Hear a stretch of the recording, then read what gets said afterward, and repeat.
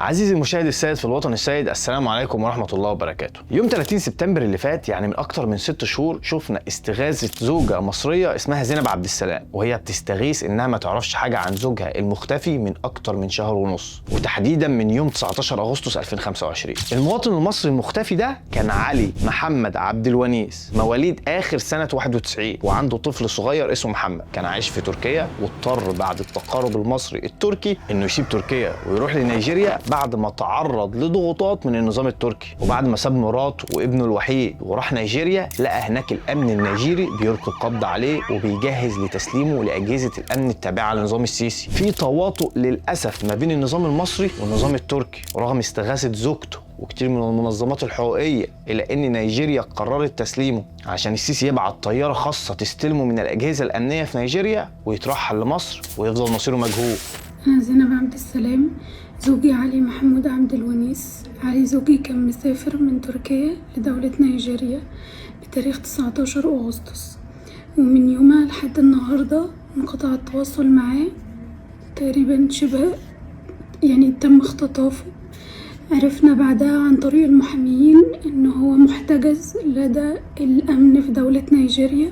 يعدي يوم والتاني والعاشر، شهر ورا شهر، محدش يعرف حاجة عن علي ونيس، رغم مناشدات زوجته بالكشف عن مكان احتجازه أو أي أخبار عن وضعه الصحي وهل هو عايش ولا ميت. لحد ما فوجئنا من كام يوم بيظهر علي، ولكن مش في محكمة ولا في نيابة، ولكن قصاد كاميرات الداخلية، وهو بيعترف بتهم وخطط محتاجة كتيبة جيش عشان تعملها: اغتيالات لقيادات أمنية، تدريب في غزة على صواريخ سام علشان يستهدف طيارة السيسي، على استهداف مستشفى أورام، على تخطيط مش عارف ايه كده، وهو كمان اللي أكل الجبنة. وطلع بعدها إعلام السيسي يحتفل بالدور الكبير للمخابرات المصرية بقيادة الفنان أحمد عز والفنان أمير كرارة، وإزاي تخطيطهم في مسلسل رمضان اللي فات قدر يجيب الإرهابي علي ونيس ويخلوه يعترف قدام الكاميرات، مع إننا كلنا عارفين إن هم هفا ونظام مهزأ ورئيسه مهزأ. لأن أنا وأخويا رحنا الفندق اللي جنب فندق القزم في بلجيكا، هزقناه وقال لنا منه، ومعرفش يعمل معانا حاجه، ولا عرف يجيبنا متغميين ولا يجيبنا في شوال، ولا عرف ان احنا اصلا كنا جنبه غير لما احنا طلعنا هزقناه. فما تعيشوش الدور ده علينا، احنا عارفين البير وغطاه، وكفايه التسريبات اللي كل يوم بتنزل لكم يا وحوش المستخبي. وانا هنا الصراحه مش جاي ادافع عنه واقول انه بريء او مدان، بس لو فكرت عزيزي المشاهد السيد في الوطن السيد بربع جنيه تفكير، هتعرف ان الموضوع لازم يتشك فيه، لان احنا مش مختوم على قفانا برضه. اول حاجه، ايه اللي يخلي الامن يخفي علي 7 شهور وما يظهرش لا في تحقيق ولا يتعرض على نيابه او يتواصل مع اهله او محاميين ويطمنهم طول الفتره دي؟ تاني حاجه، في قاعده معروفه بتقول ان المتهم بريء حتى تثبت ادانته بحكم قضائي، بالذات يعني لو طلع قدام كاميرات الداخليه وبيعترف بحاجات هو ما عملهاش تحت التعذيب. فليه الاعلام طالعين يقولوا الارهابي اهو ويشيلوه الليله رغم انه لسه ما خدش حكم قضائي؟ تالت حاجه بقى، فكره تصوير الاجهزه الامنيه للمتهمين دي بطلت من ساعه افلام عادل امام، واتهرست في افلام كتير قوي زي الفيلم بتاع عادل امام وحسين فهمي لما كان طالع بيحلق، فما بالك بقى بدلوقتي؟ رابع حاجه، ليه الكلام ده ما تصورش وقت ما علي اتسلم على طول واستنيته 7 شهور عشان يقول الكلام ده؟ ده يثبت انه تعرض للتعذيب النفسي والبدني، وكلنا عارفين سمعه امن الدوله والناس اللي بتموت هناك. خامس حاجه بقى، الاعترافات ساذجه جدا، ولنفترض ان هو ارهابي، اللي هيفجر مستشفى اورام؟ يعني العيانين بايده السيسي مثلا، اللي مش هيفجر محكمه ارهاب ولا اسم شرطه ولا قصر بلحة ذات نفسه؟ يعني عايز يسوق سمعه الارهابيين مثلا؟ وليه في الوقت ده نحط اسم غزه؟ راح هناك واتدرب على صواريخ سام 7 وسام 8 وسام 20 وعايز يستهدف طياره السيسي. ليه السيسي بيحاول شيطنه المقاومه في غزه في الوقت ده ولصالح مين؟ كل الحاجات دي بتثبت ان احنا قدام تمثيليه عبيطه في وقت السيسي مخطط له، وتحديدا بالظبط بعد كام ساعه من خطه تخفيف الاحمال اللي السيسي سود بيها حياه المصريين حرفيا، وجاي يكمل خطته بمسلسلاته اللي بيشرف عليها شخصيه وتحت رعايه الامن الغير وطني. هل بقى ترند علي ونيس ربنا يفك اسره هينسي المصريين ازمه الكهرباء ويروحوا يشكروا السيسي على المسلسل الهابط ده؟ ده اللي هنعرفه مع بعض في حلقه النهارده. انا طارق حبيب، وده برنامج ظرف طارق.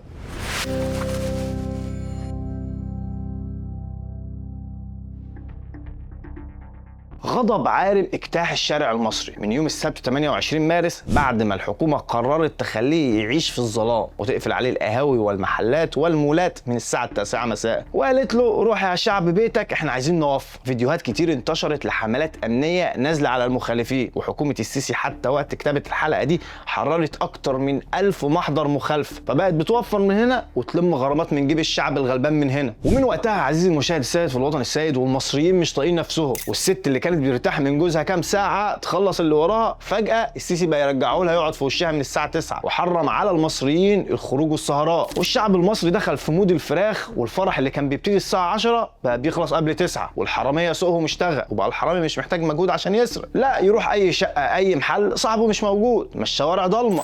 يا جماعة أنا مندوب شحن من نون، والعمارة دي تتسرق مني 4 أوردرات من شركة نون ب96,000 جنيه موبايلات. الشقة دي شقة 6.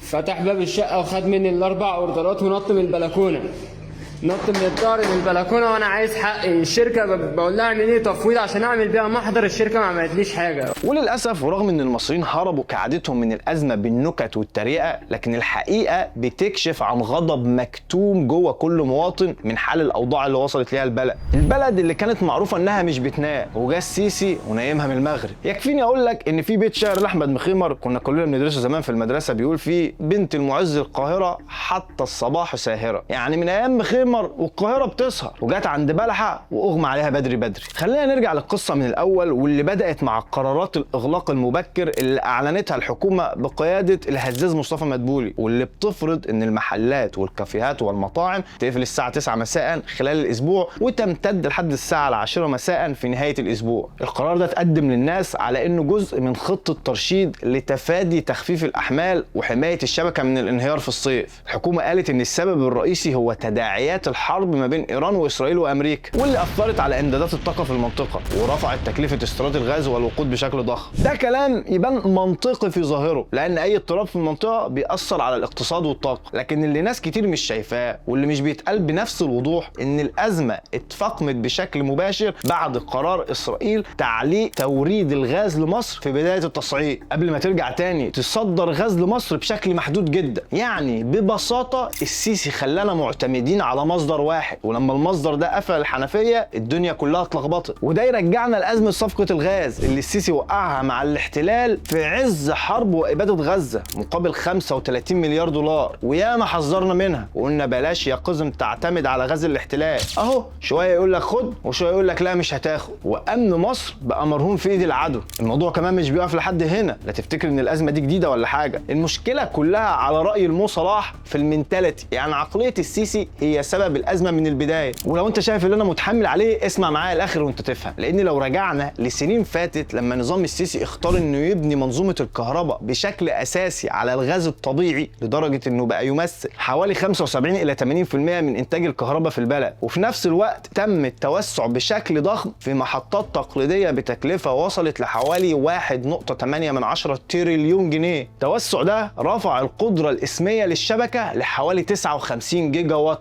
وده رقم مهول، والاستهلاك الفعلي اقل من كده بكتير. يعني نظريا احنا عندنا كهرباء تكفي وتفيض كمان، لكن عمليا انت مربوط بمصدر طاقه واحد، ولو المصدر ده اتاثر كل المنظومه هتقف. ومع اندلاع الحرب وتوقف الغاز الحكومه بدات تتحرك بسرعه، مش بس في اتجاه ترشيد الاستهلاك لكن كمان في تقليل الاعتماد على الغاز في المحطات بحوالي 100 مليون قدم مكعب يوميا، والتوسع في الطاقه المتجدده بمشروعات جديده ممكن توصل ل 3 جيجا وات خلال 2026 باستثمارات تقارب 1.9 مليار دولار. دي خطوات مهمة ومطلوبة، لكن السؤال ليه دلوقتي؟ وليه دايما التحرك بيجي بعد الأزمة مش قبلها؟ لأن اللي واضح إن إدارة الملف ده دايما كانت رد فعل. في 2014 كان الهدف إن الكهرباء ما تقطعش، فتم التوسيع في المحطات بسرعة، ودلوقتي مع أزمة الغاز الاتجاه بقى للطاقة المتجددة، لكن مفيش خطة مستقرة طويلة المدى بتضمن إن المواطن ما يتحطش في نفس الموقف ده تاني. ونيجي بقى للمواطن لأن هو في الآخر اللي هيدفع الثمن. قرار زي الاغلاق ممكن على الورق يبان ترشيد،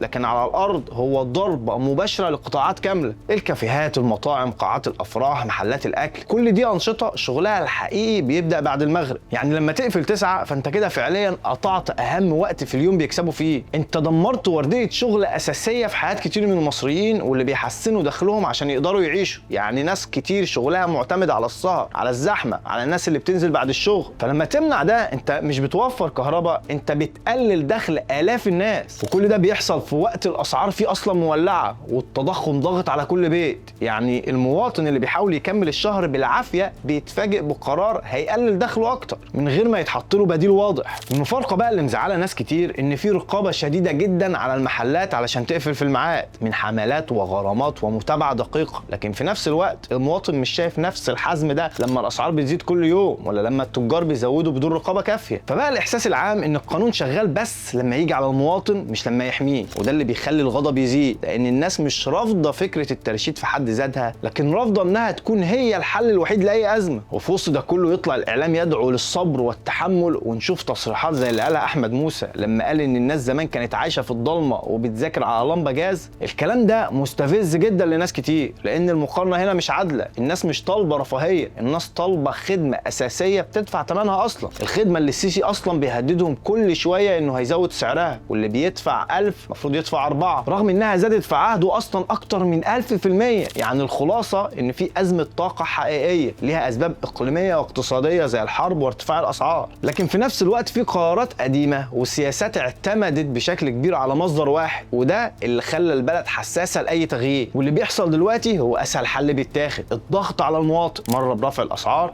مره بتقليل الدعم، مره بتخفيف الاحمال، ودلوقتي بالاغلاق المبكر. فبقى المواطن البسيط هو الحل الجاهز لاي ازمه. والسؤال الاهم اللي محتاج اجابه، هل الحل فعلا اننا نقلل استهلاك الناس، ولا اننا نعيد التفكير في طريقه اداره الملف كله؟ لان المواطن في الاخر مش محتاج يسمع تبريرات كتير، هو محتاج يعيش حياه طبيعيه من غير ما يحس ان النور او الشغل او حتى القعده بتاعت بالليل بقت رفاهيه مش حق. ويجيلك بقى في عز الازمه دي والدولار اللي خلاص بيوصل ل 55 جنيه والاسعار اللي بتزيد والبنزين اللي بيغلى وتذكره المترو اللي غليت، يجي واحد مستفز زي وزير الاعلام ضياء رشوان ويقارن لك مصر بفرنسا، ويقول لك تصريح عبقري ان الحد الادنى للاجور في مصر اللي هو 7000 جنيه بيجيب 35000 رغيف عيش، لكن فرنسا اللي الحد الادنى فيها 1800 يورو بيجيبوا 1500 رغيف بس. والحقيقه انا مش عارف هو جاب الفقاقه دي منين. يعني سيبك ان محدش قال له ان العيش الفرنسي الباجيت ولا مؤاخذه وزنه 250 جرام، يعني ياكل عيله كامله، انما بتاع التموين الرغيف وزنه 20 جرام. ومحدش برضه قال لوزير الاعلام ان اصلا في حد ادنى للحصول على العيش المدعم على البطاقه. طيب محدش قارن له باقي الاسعار ما بين فرنسا ومصر. يعني مثلا يا سياده الوزير هعلمك عشان انت جاهل جدا، الحد الادنى للاجور في مصر يقدر يشتري حوالي 17 كيلو لحمه، لكن في فرنسا يشتري اكتر من 100 كيلو لحمه. ولو انت من محبي الفراخ فالموضوع الطف واحسن بكتير. المواطن المصري بالحد الادنى للاجور يقدر يجيب حوالي 64 كيلو فراخ، لكن في فرنسا الرقم بيوصل لاكتر من 300 كيلو فراخ. ده المواطن الفرنسي يفتح مزرعه مستريح ويس على كده بقى كل السلع والخدمات. ناهيك بقى عن حاجه اسمها كرامه وحريه انت ما شفتهاش في حياتك، واحنا للاسف مش شايفينها مع سياده الرئيس عبد الفتاح المكسيكي. الكرامه والحريه اللي بيتمتع بيها المواطن الاوروبي عامه حتى لو مجري او بلغاري مش فرنساوي. طب ابو شنب اللي عمال يقارننا بفرنسا ده ما حدش قال له ان في خبر في نفس الشهر في اسبانيا اللي جنب فرنسا خطوتين كده بيقول ان حكومه بيدرو سانشيز اعلنت عن حزمه طوارئ ضخمه بحوالي 5 مليار يورو علشان تخفف اثار حرب ايران على الاقتصاد وعلى حياه الناس. الحكومه هناك فهمت ان الازمه هتضغط على المواطن فقررت تتحرك بسرعه، مش بس بالكلام ولكن باجراءات مباشره تخفف الحمل. خفضت الضرائب على البنزين والكهرباء والغاز من 21% ل 10%، الغت الضرائب على انتاج الكهرباء علشان تقلل تكلفه الطاقه على الناس والشركات. مش بس كده، ده عملوا رقابه على الاسعار علشان يتاكدوا ان التخفيضات دي بتوصل فعلا للمستهلك مش بتروح في جيوب التجار. وقرروا يمنعوا الشركات اللي بتاخد دعم من الحكومه انها تفصل عماله علشان يحافظوا على الوظائف. وكمان جمدوا اسعار الايجار انفجارات في المناطق المتضرره علشان يخففوا الضغط على الناس. الحزمه دي بتستهدف حوالي 20 مليون اسره اسبانيه و3 مليون شركه، وهتفضل مستمره طالما الازمه دي موجوده. يعني ببساطه لو في سيساوي لسه بيتفرج علينا يمكن ربنا يهديه ولا حاجه ويفهم، نفس الازمه العالميه موجوده، نفس ضغط الطاقه موجود، لكن طريقه التعامل مختلفه. هناك في الدول المتقدمه والمتحضره اللي وزير الاعلام بيقارننا بيها، الدوله بتحاول تمتص الصدمه عن المواطن، بينما هنا المواطن عارف كويس النظام بياخد الازمه دي لفين. يعني السيسي ونظامه الفاشل قرروا يمتصوا غضب المواطن. ازاي بقى؟ فكر كده بالظبط زي ما قلنا في المقدمه، راح مطلع لك قضيه علي الونيس اللي مركونه بقى لها 7 شهور، وقال لك ده الوقت المناسب علشان نشغل الراي العام ونقول لهم شفتوا احنا حامينكم ازاي من الاخوان الارهابيين الوحشين، وصفحات ولجان واعلام يشتغلوا ويعملوا حمله علشان يفكروا المصريين اللي زعلانين من ازمه الترشيد اللي السيسي لبسنا فيها ان السيسي هو اللي حمانا من الارهاب المحتمل. وفي النهايه عزيزي المشاهد السيد في الوطن السيد، السيسي بيكتب نهايته باسرع مما يتخيل. ما بقاش في خليج يحل له مشاكله، لانهم اصلا عايزين اللي يحلوا له مشاكلهم، ولا بقى في حد طايقه في البلد ولا بره البلد. ويبقى السؤال، هل المواطن بس هو اللي هيتحمل التكلفه لكل ازمات السيسي، ولا السيسي كمان هيعمل خطه لترشيد البذخ اللي هو عايش فيه هو وعصابته والاصول الرئاسيه والطياره ملكه السماء ال 500 مليون؟ قول لنا رايك في التعليقات. وبس كده لحد هنا والحلقه خلصت. شارك الحلقه مع اصدقائك لو عجبتك، واشترك في القناه لو لسه مش مشترك، وتابع حساب شباك على الانستجرام، هتلاقي الرابط في صندوق الوصف. واستنانا كل يوم جمعه ان شاء الله الساعه 9 بتوقيت القاهره في حلقه جديده من برنامج ظرف طارئ. مع السلامه.